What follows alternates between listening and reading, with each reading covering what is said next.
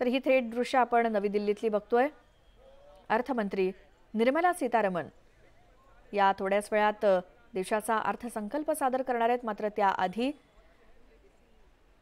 एका बैठकीचं आयोजन करण्यात आलंय केंद्रीय मंत्रिमंडळाच्या आणि त्यानंतर संसदेमध्ये आज अर्थसंकल्प सादर केला जाईल। संसदेचं पावसाळी अधिवेशन कालपासून सुरू झालंय। देशाच्या अर्थमंत्री निर्मला सीतारमण यांची ही दृश्य आहेत।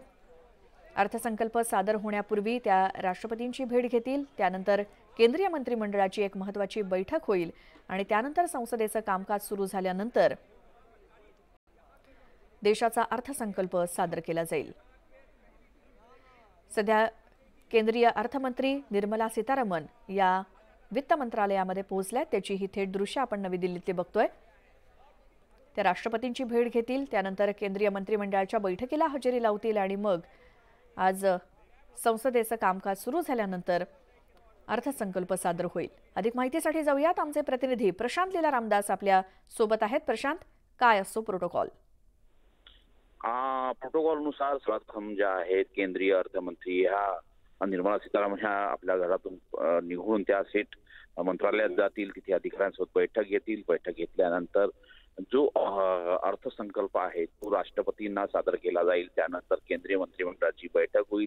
या बैठकीमध्ये त्या अर्थसंकल्पावरती जो सामायिक अर्थसंकल्प आहे 2024चा तो त्यावरती शिक्कामोर्तब होईल। त्यानंतर सकाळी 11 वाजता या संदर्भात लोकसभेमध्ये सर्वात प्रथम अर्थसंकल्प सादर होईल। त्यानंतर जेव्हा पूर्ण अर्थसंकल्पाचं वाचन केलं जाईल त्यानंतर तो अर्थसंकल्प जो आहे तो राज्यसभेत मांडला जाईल। त्या संदर्भात पहिले जे 5 ते 6 पानं त्याचे वाचले त्यानंतर त्याला टेबल केला जाईल।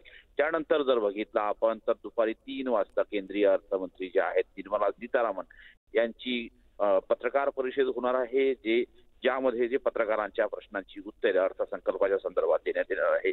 अशा प्रकारचा प्रोटोकॉल हा असतो आणि साधारणतः तयारी सुरू झालेली आहे। अधिकारी देखील आपल्याला माहित असेल की अर्थसंकल्प तयार करण्याच्या पूर्वी जवळपास 50 दिवस हे अधिकारी संपूर्ण जे अर्थसंकल्प तयार करतात ते केंद्रीय अन्न मंत्रालयात राहत असतात।